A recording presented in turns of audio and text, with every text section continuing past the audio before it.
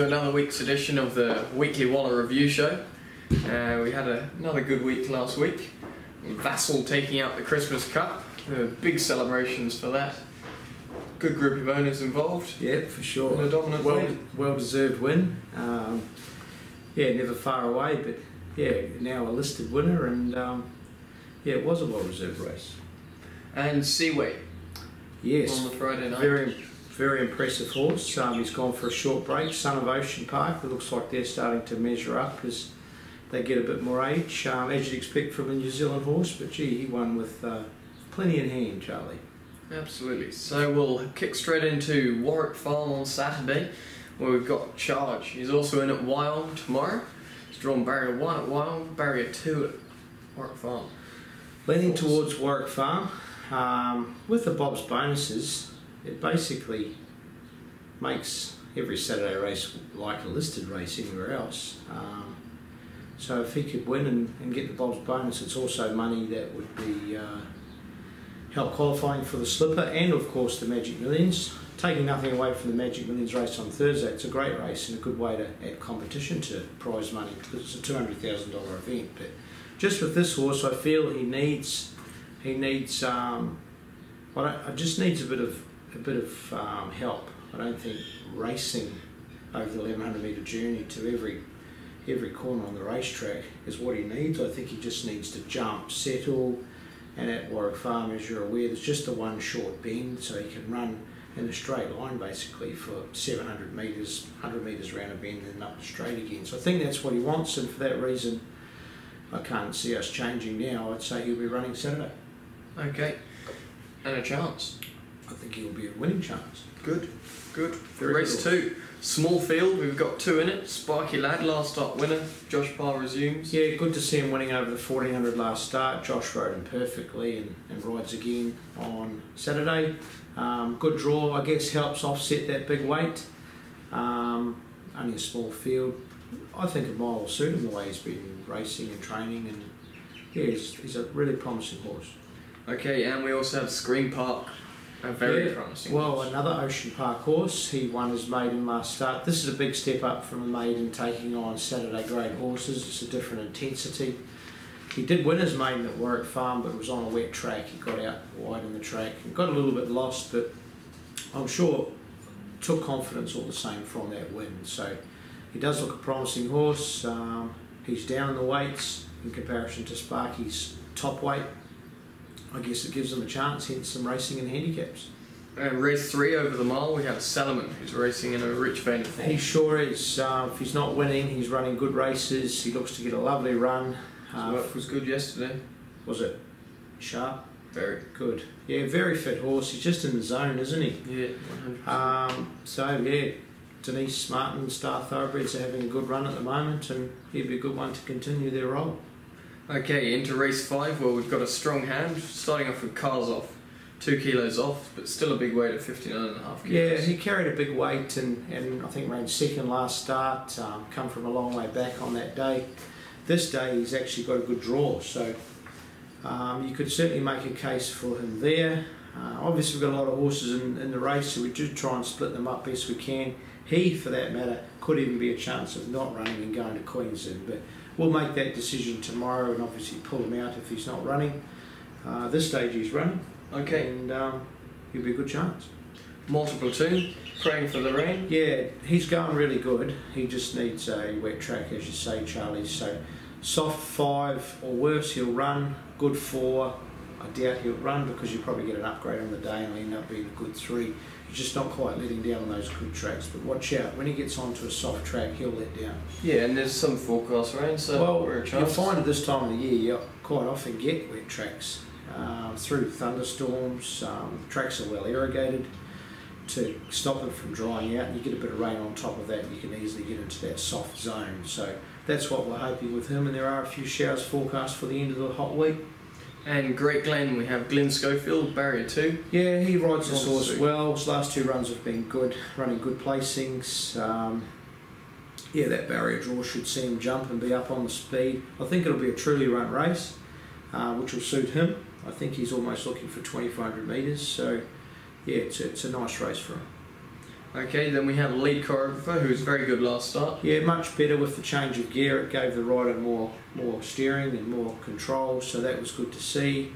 Look, he's not far away from a good win, this horse, and gradually getting confidence all the time from where he was a year ago.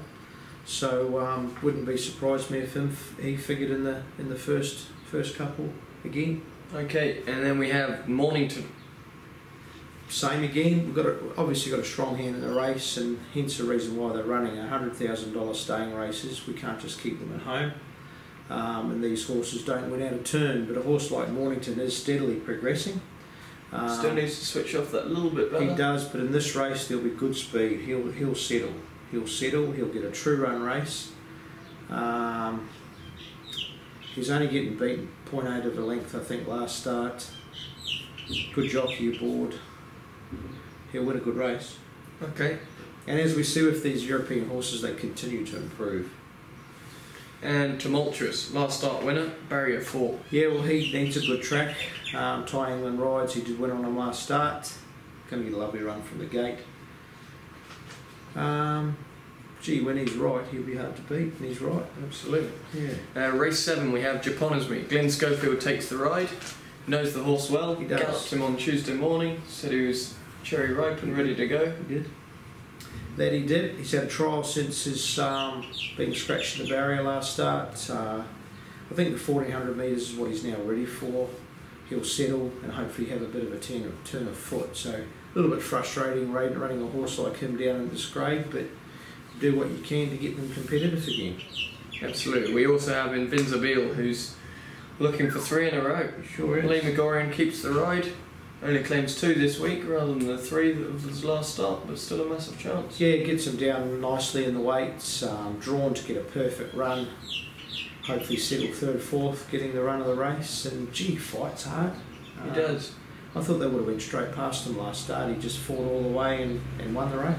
Okay, and then into the last we have a strong hand in Noir, also looking for 3 in a row. She's flying. She's just improved out of sight, this horse. I'd almost go to say she's improved again.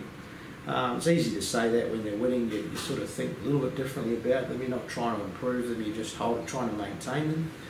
But she couldn't have been any more impressive in her work this morning, Wednesday morning. And yeah, heads to Saturday. As you say, with those 2 wins next to her name, good draw, good jockey.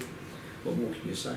Okay, then we have Overstep, drawn wide in barrier 10. Drawn wide every race this preparation. Can't get any luck at all. She's not going as bad as her form might suggest.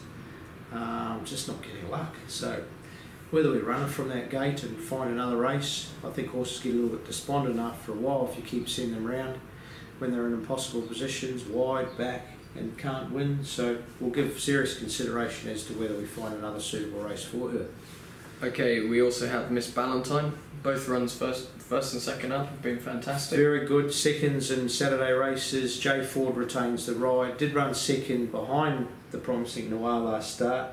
Gets a couple of kilos turnaround at the weights. As we see week in, week out, the weights play a big part, especially when they're getting up in the weights. So that gives her chance. And she didn't draw as well last start as she has on Saturday, so she should get a lovely run and be hard to beat.